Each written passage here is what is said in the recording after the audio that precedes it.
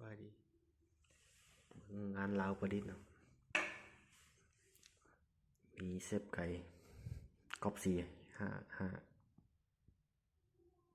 เรากินวอเตอร์12 เกียว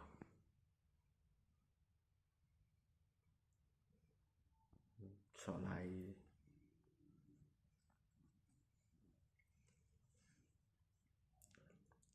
ใส่แม็กได้เนาะ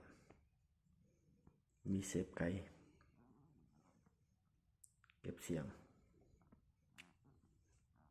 อะแดปเตอร์พร้อมอะแดปเตอร์เก็บเสียงตัวนี้เป็นงานลาวประดิษฐ์นะ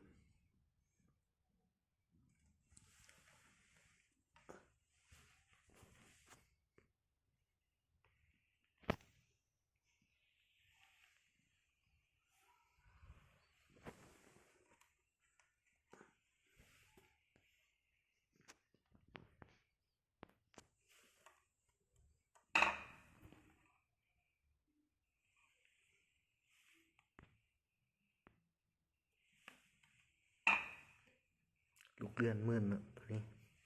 ขัดปอกสบาย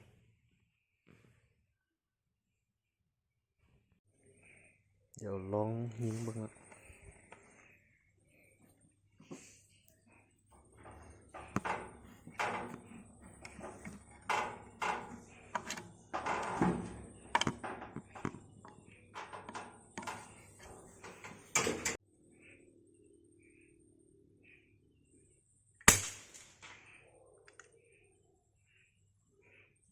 เสียงคอยนะใส่เก็บเสียง